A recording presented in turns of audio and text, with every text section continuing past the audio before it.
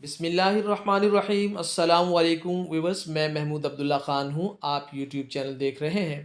Viewers, जब हम अपना नया शनाख्ती कार्ड बनवाने के लिए नादरा ऑफिस जाते हैं और अपनी requirements matriculation certificate, birth certificate या बे फार्म और अपने वालदेन के शनाख्ती कार्ड वगैरह जो रिक्वायरमेंट्स नादरा की होती हैं, वो पूरी करने के बाद नादरा हुकाम हमें एक फ़ॉर्म देते हैं जिसमें हमारी मुकम्मल तफ़सीलात दर्ज होती हैं। हमारा नाम, वालिद का नाम और एड्रेस वगैरह तमाम चीज़ें उसके अंदर मौजूद होती हैं।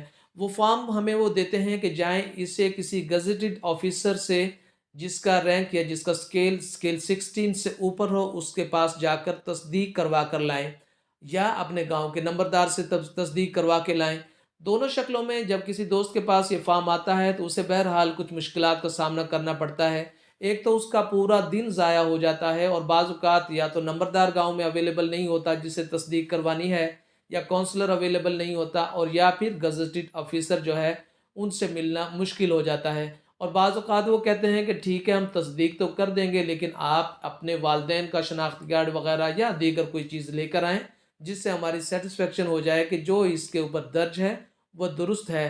तो उसकी तस्दीक करवाने में काफ़ी मुश्किल होती है और कई कई दिन का वक्त गुजर जाता है।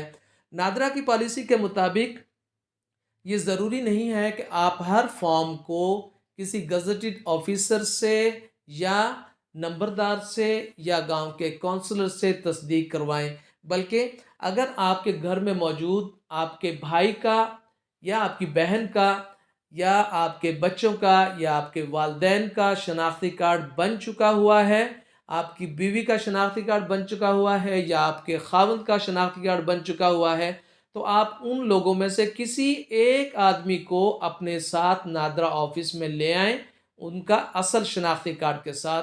तो फिर आपको किसी दीगर आदमी से उस फॉर्म की तस्दीक करवाने की ज़रूरत ही नहीं पड़ेगी, बल्कि आप का फॉर्म वहीं तस्दीक हो जाएगा और तस्दीक होने के बाद वो जमा हो जाएगा।